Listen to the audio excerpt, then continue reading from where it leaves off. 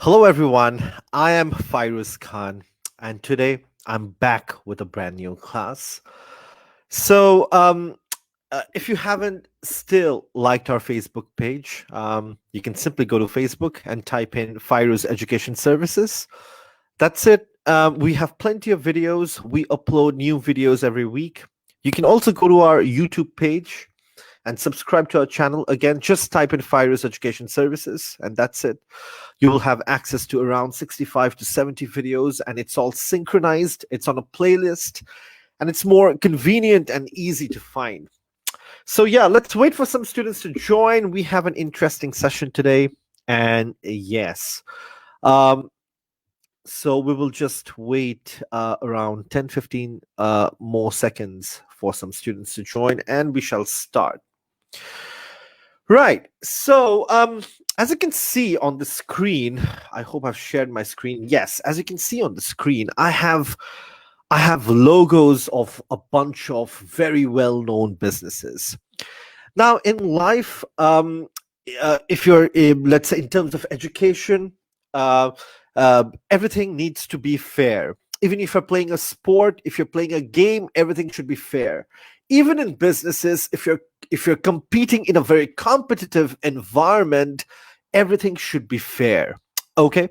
Um, so you need to be, as a business, you need to be fair because in a competitive environment, you may have 10 to 12 different brands, and being fair is quite important. Being ethical is quite important. Yes, you want to win the competition. There's a lot of pressure.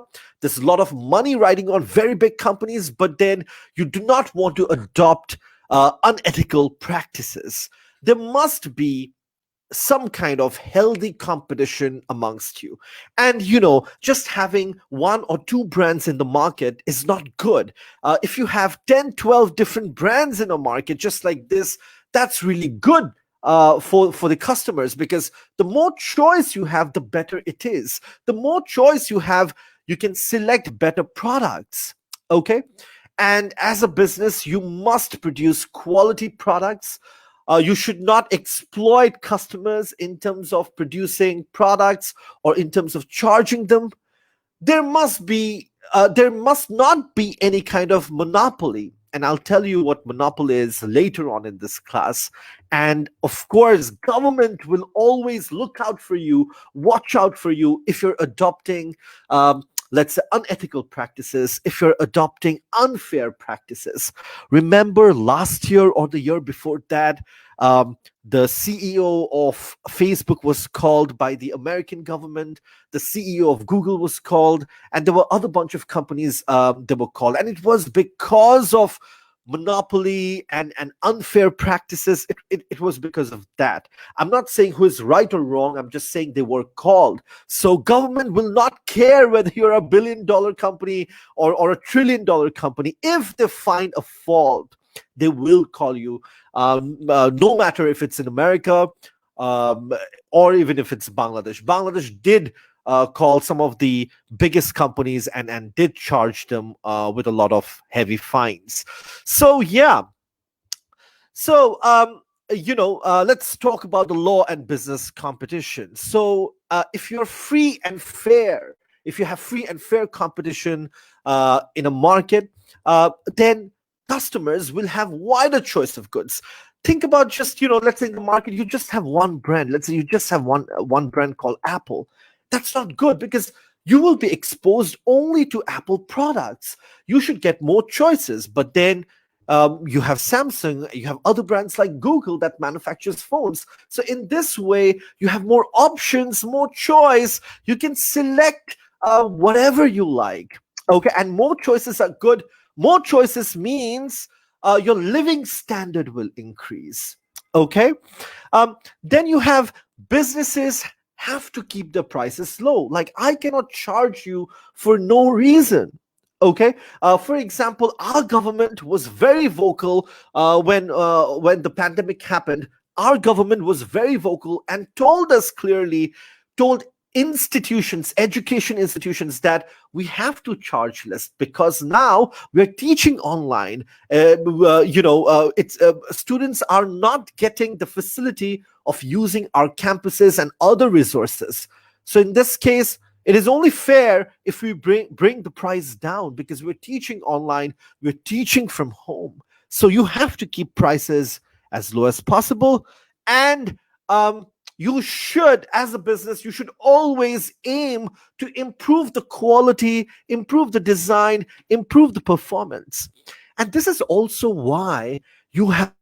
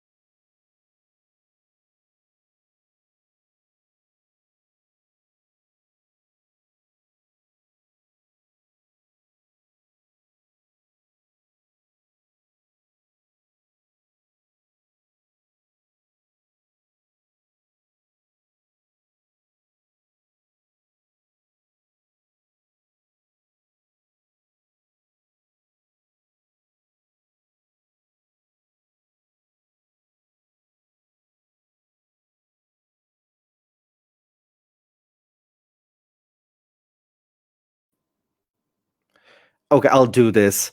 Sorry, there was a problem with my phone camera, but now I have shifted to my laptop camera, and we'll use this. So yeah, we're back. Sorry about that. So yeah, and then we have you have competition businesses. So when you have competition in businesses, that's good. Okay, firms that compete effectively, it's good because you will strengthen the economy. When you compete, you have this you have this sense of competition, and you want to do better than each other, and that's good for the economy, right? So free and fair competition is very, very important. Sorry about my camera. We are back. Everything's fine now. So let's go ahead.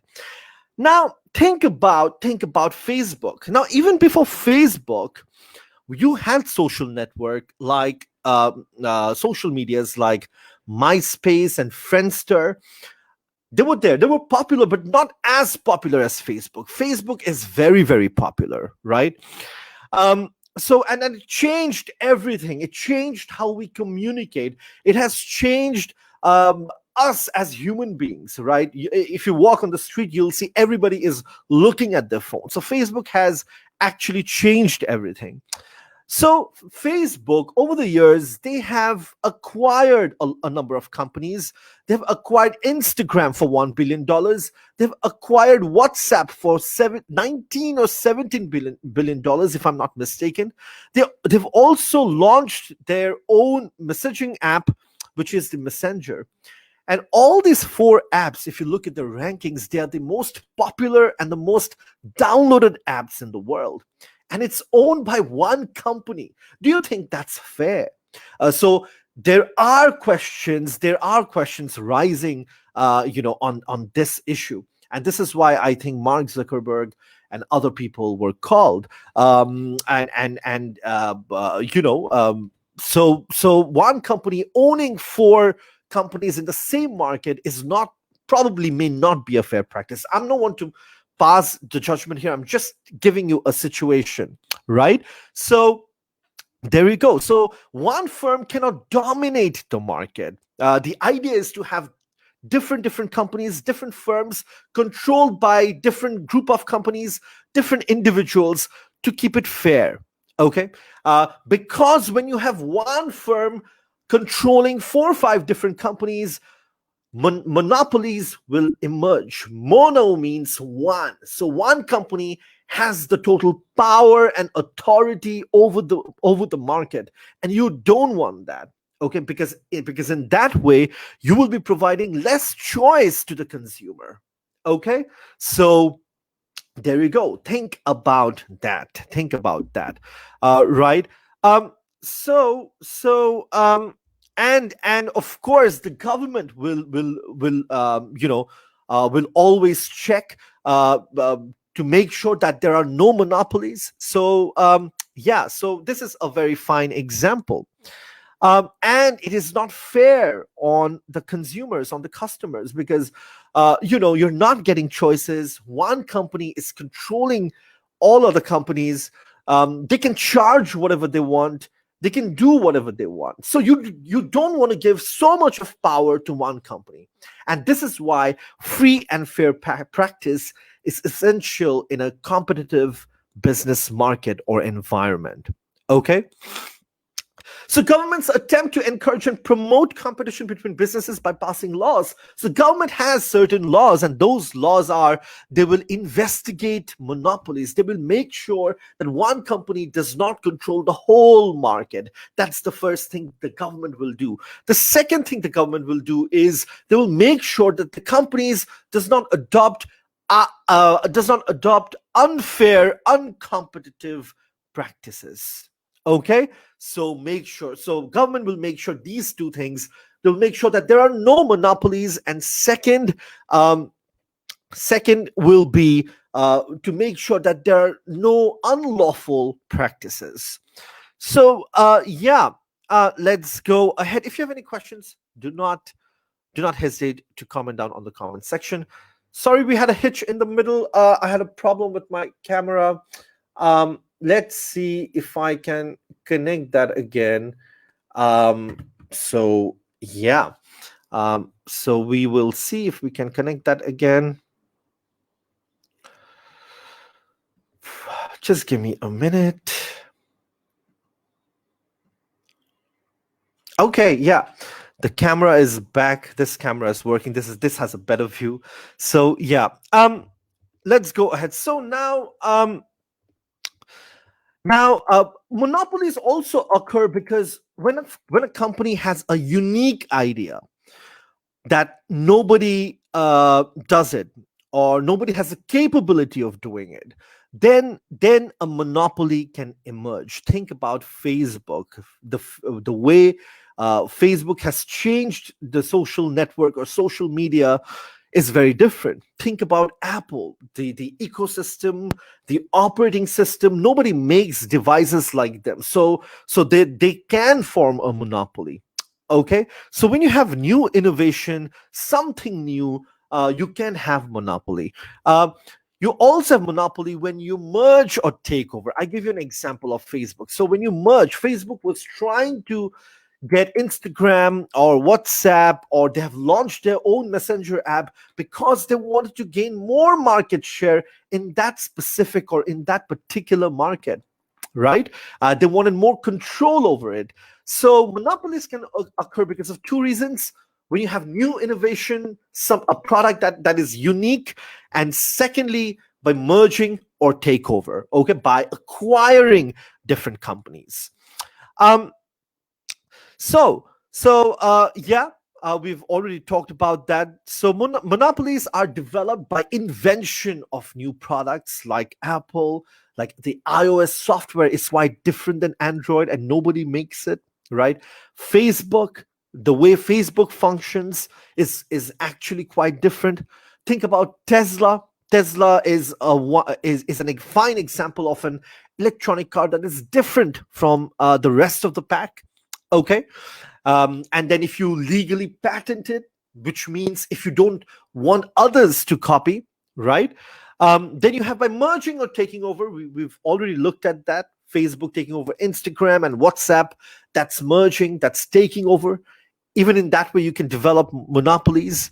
And if the government is in your side, if the government does not let other companies to come, or if there are barriers to enter the business, we'll talk more about that. For example, let's say you want to get into the social networking business. You want to develop an app like Facebook or a website like Facebook, but you find out that in order to get a license, or in order to have that kind of facility, or in order to have that kind of reach, you need a lot of investment, a lot of capital, different kinds of machines and skill. So it'll be difficult for you to enter into that market because there are lots to do. Now, if you want to open a restaurant, it's quite easy.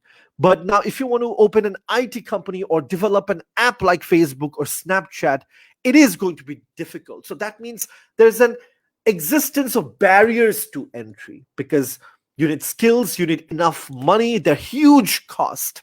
Okay, so there we go. So it'll make it difficult for new competitors to break into the market. Not everyone can start an IT company. Not everyone can start a chemical factory. Not everyone can start a garments industry. Not everybody can start a power plant. Okay, so that's what I'm trying to say. You need to be a very big player. So there is a certain existence of barriers which prevents you from entering the market. Okay, there are certain requirements. There may be some certain requirements from the side of the government as well. Okay, so how are consumers affected by monopolies? Let's say if one company is controlling the entire market, if they have 3-4 brands, what are the positive side? Yes, there are positives there, and there are negatives. Of course, there are negatives, but then there are also positive benefits. Let's have a look at that. In this case, you may enjoy lower prices because if these companies have large scale production. For example, for if you want to open a Facebook account, you don't need any money. Everything is free. Okay, it'll reduce the cost because the company is so big. They've enjoyed economies of scale. They can actually offer you low prices. So that's the first benefit. The second benefit is that these companies will constantly innovate and spend a lot of money on new products, on technical advancement. For example, Apple is spending a lot of money on making a new car. Facebook is spending a lot of money on AI and VR, right? Virtual reality. Even Google is spending a lot of money on AI. So in that way, you will be able to enjoy really technically advanced products. Okay, so so two benefits of monopoly: lower prices. If the firm is really big, they will enjoy economies of scale, and they will be able to give you products in lower prices. And also, these companies, they spend heavily on improving their operations. So you will enjoy that. You will enjoy products which are really good. I always talk about Apple because there are some things. For example, if you look at the production quality of Apple, since they're so big and since they have a lot of money, if you look at the phone, their phone is I know they're innovative, but they're also very good quality. Okay, they're very tough, they're very hard. So yeah, and you will enjoy you will enjoy those kind of benefits. Next up is, however, there are drawbacks, because now if you have a company that is controlling the overall market, they have the power. They can decide on the price. They can increase the price anytime they want. They can lower the price anytime they want. Right? If they know that, there are no other options available, they will increase the price and exploit the customer. When you have one firm controlling the entire market, limited choice of product. You have products of that company only, and that's not good. Sometimes companies will be like, we are controlling the market, so there's no need of advancement. Kono mata product baniye chola jabe. Like Nokia. Nokia at one point, I think they became too aware of the success. It went onto their head, and that's why they stopped innovating, right? They stopped taking risk. And what happened? Samsung and Apple crushed the entire phone market, and now we know who the leaders are. So when you become a monopoly, you may become lazy, by just assuming that there's no one, so we don't need to do this, we don't need to do that, we don't need to do research and development because we are controlling the market and no one's going to come. So yeah, and what else? No. If you have any questions, please don't hesitate to comment down on the comment section. It's a great class. I apologize. There was a hitch in the middle. That's technology. It did interrupt my smooth flow. However, monopoly also can create uncompetitive, restrictive practices. Okay, refusal to supply a retailer if they do not agree to charge a certain price. For example, think about a shopping mall. In that shopping mall, let's say there is a retail store that sells Rolex watch, that sells all watches of all brands, but they also sell Rolex watch. Okay. Now, Rolex watch, we know that they're very powerful in the market. They have been there for the longest time.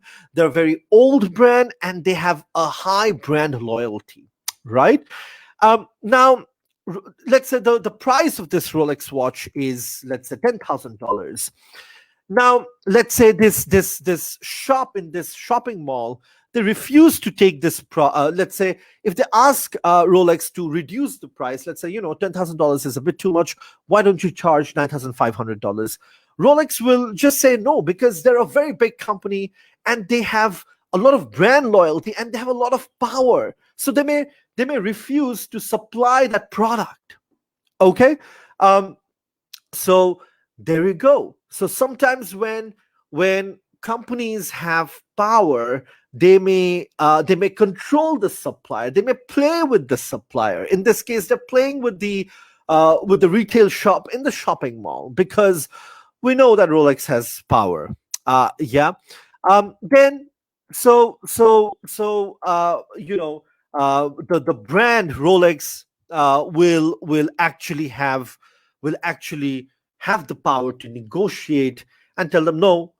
We are a powerful brand and we've been there for the longest time. You have to listen to us and force them to stock the product.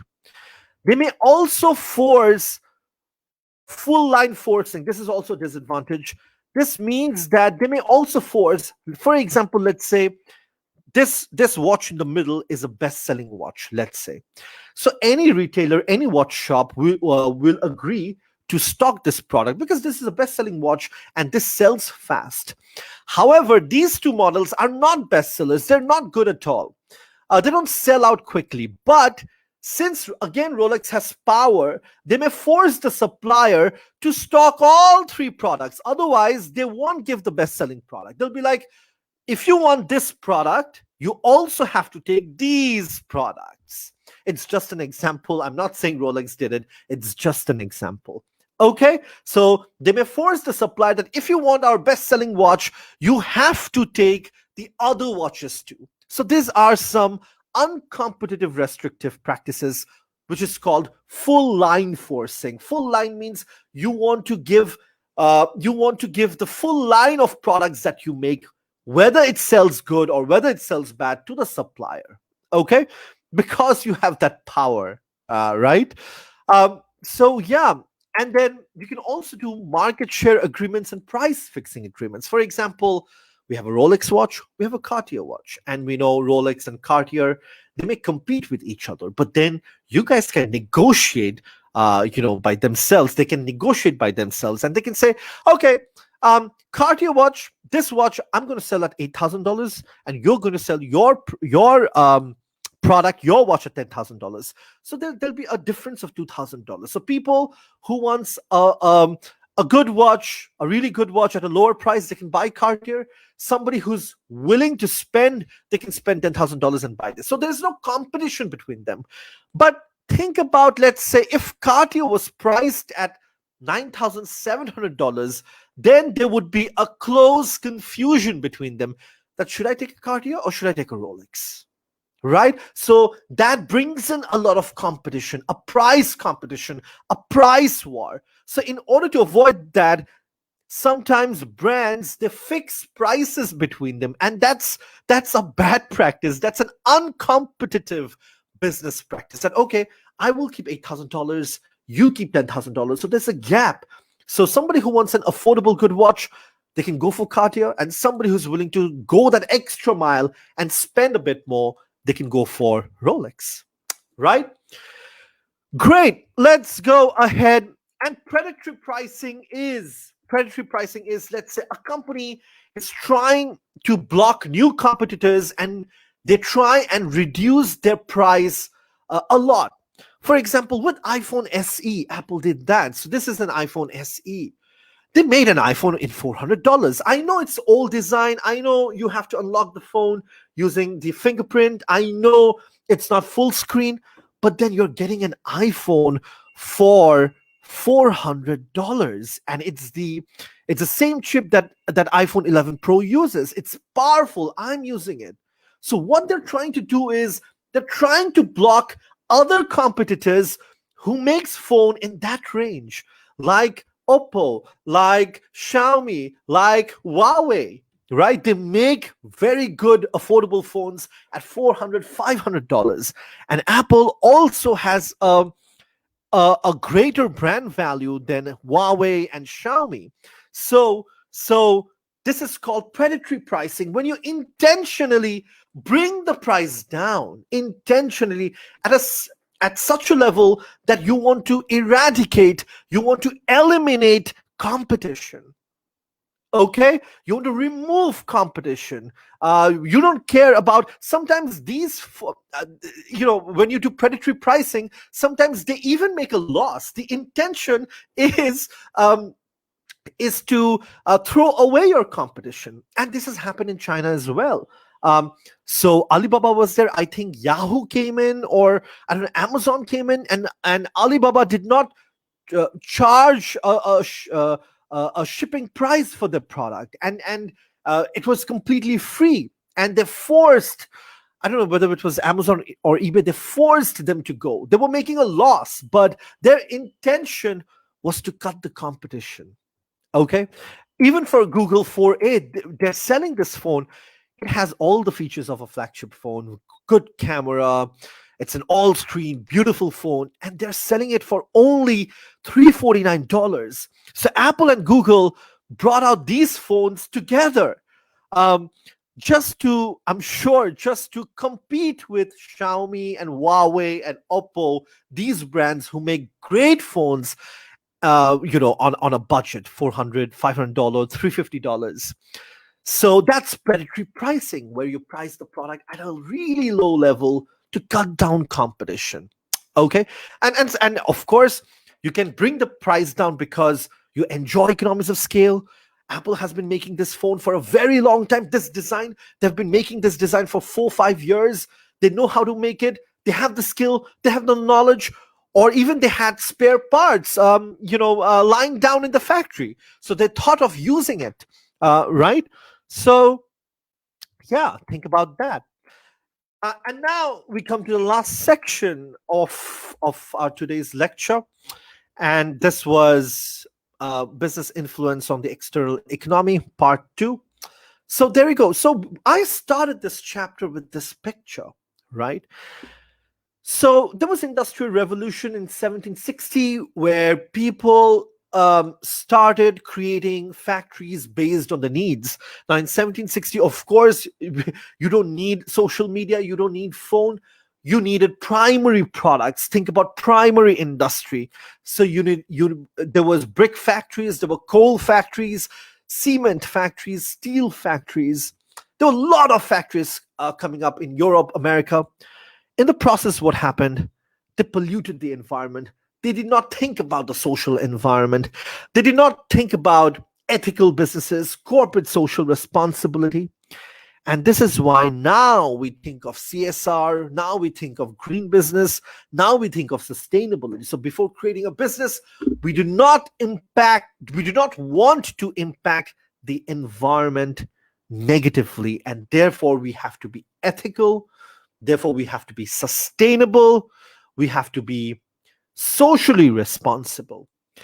And this has led us in creating theories like social audit. Social audit means somebody will come and check how the business is impacting the environment in terms of pollution level, in terms of health and safety, in terms of customer satisfaction. Are you contributing to the economy or not? Okay, so they will check all those things, and the demand is growing. It is growing.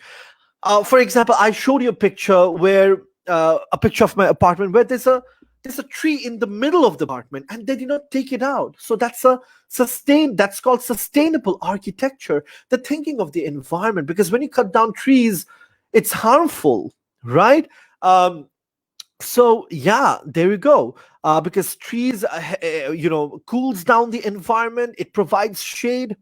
So nowadays, when you start a business, you must not only think about profit, you must not only think about satisfying needs of your consumers, but you must also think about the environment in general. And this is why we have social audit, where like you have financial audit, we have social audit where people will come and check uh, your businesses, the kind of impact you're having in the environment in terms of pollution level, in terms of health and safety, and so forth. Okay, because as a business, we have certain responsibilities. We cannot teach bad things to the environment. We must not kill animals. We must not cut down trees. We must not pollute the river. We must not pollute the air. We must not do sound pollution. All those things should be there. So benefits of social audit, of course, number one, you'll have a very good image. It'll show that you care. So you will have a very good public image. That's number one. Number two, you will improve day by day. Okay. Number three, you will be aware of social responsibilities and what needs to be achieved. You'll be more aware, and a lot of companies like Google, Apple, and they all have become socially responsible, right? Where if you look at the head offices, they're built in between forests, there are a lot of trees around. They employ people from all over the world. Their materials are recycled. They don't use harmful materials to make their products. So these are the three benefits of social audit. Number one, it'll improve companies' public image. And you can use it as a useful marketing tool. In your advertisement, you can use that our products are 100% recyclable. You can set targets for improvement. You can compare what you did in the past, what you did in the present, identify social responsibility. As a citizen, it creates awareness. But however, there are negatives as well. It tells you the limitations are that you are swaying away from core business activities. Your core activity is to make profit, okay? And you're swaying away from that, and you're making goods that are expensive. Because when you're making socially responsible products, they're expensive. This process is expensive. So sometimes people are not interested in expensive good.